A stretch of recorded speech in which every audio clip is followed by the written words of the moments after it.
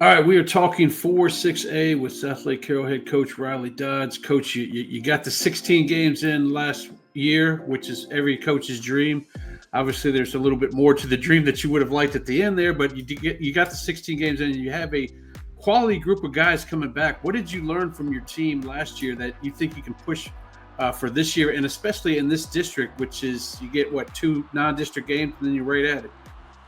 Yeah, I think after last year, and I think throughout the year, as we got later and later through the playoffs, we really had a resilient group. We had a mentally tough football team, young football team that was trying to figure it out each and every week. And we talked about the office the other day, just continue to get better throughout the playoffs, and kind of found our identity. And we had to have guys step up in the field house. We had some injuries that were unfortunate in our running back room, and throughout different position rooms in our field house, and we had guys that names weren't necessarily called upon early in the season that their names were called upon in big time moments in the playoffs, and they stepped up.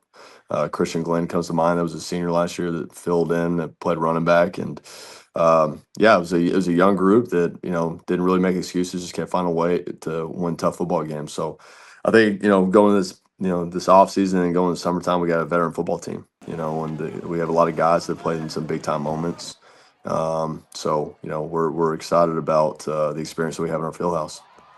Yeah, you talk about young guys stepping up, and everybody's going to obviously talk about your skill position players, but man, that offensive line, you threw a couple sophomores out there that shot right up to first team all district. You have a junior coming back. Talk about that line and how it may have been young last year, but now it's super experienced for this year. Yeah, we got 4 of the 5 guys coming back. We started with 2 young sophomore tackles. Most times that's not a recipe for success, especially at the 6A level. But they really grew up throughout the year, and like I said, we just continue to get better. They look like different human beings right now with having the true full off season, and their metabolisms are slowing down a little bit. So they were a little bit thin in week 16, and we have 2 guys that are high 270s, low 280s right now. So they definitely look the part, and starts with Kerry Clayton, our senior center, 2-year starter for us. He's going to Memphis, and then our right guard Nathan Damraki. So we got in our we'll figure out we still got battles with who's going to be our 5th guy and our 6th guy, but we got some really good depth, and bunch of guys that play a lot of ball games. Yeah, and they're blocking for the district MVP in Renda, and then you got obviously Davis Penn back there. You got Brock Boyd back there. You got your tight end back. Talk about now that we are drifting into your skill position players.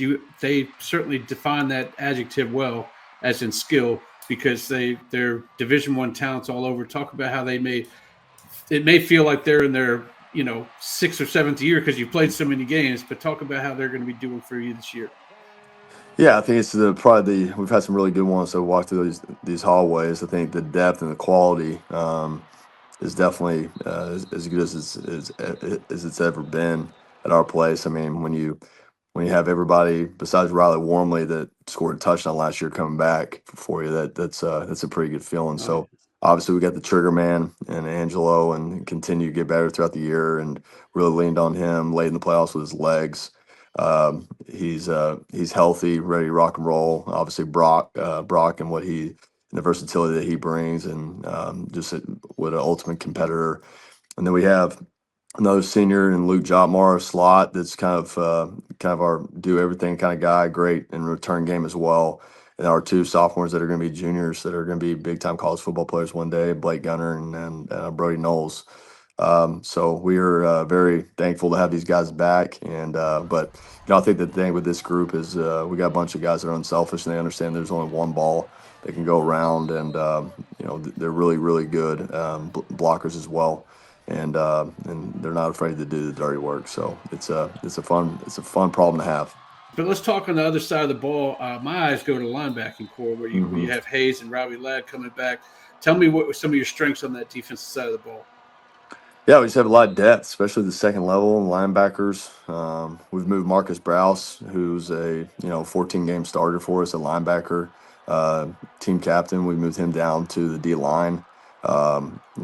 Super twitchy guy off the edge. And like you said, Zach Hayes. Zach is kind of a Swiss Army knife in the sense of he can play as a down lineman. He can play at the second level as well on our 3 down stuff. And then, Robbie Ladd, Will Tahalo, who was a JV A-team football player throughout for the first 10 games. And then we brought him up for the playoffs, and he started the last 3 ball games. He started the quarterfinals, semis, and the state championship. So played JV football all year, and then name was called upon.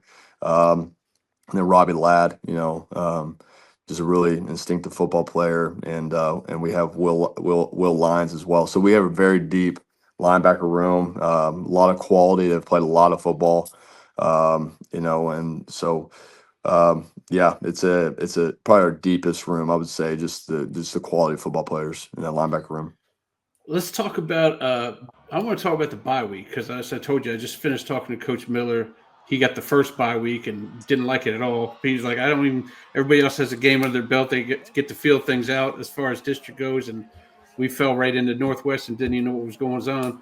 You get the last one, which Mhm. normally for a team that's on the brink of making the playoffs, or they don't know if they're going to make it, it's probably not a good thing to do. But maybe it is a good thing for you because it's Southlake. You're expecting 6 more games after that. Maybe that's a good time for a bye.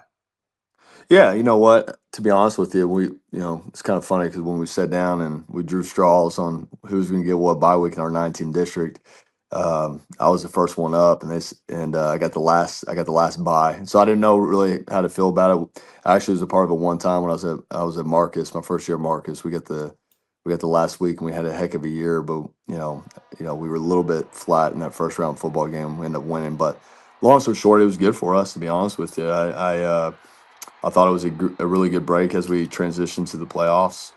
It allowed us to kind of reset, get our bodies right for that long run, and hopefully it doesn't happen each and every year. You gotta go beat really good football teams, and you gotta get lucky at times too to make it that far. But fortunately for us, it allowed us to kind of reset and take a deep breath as we entered that second season.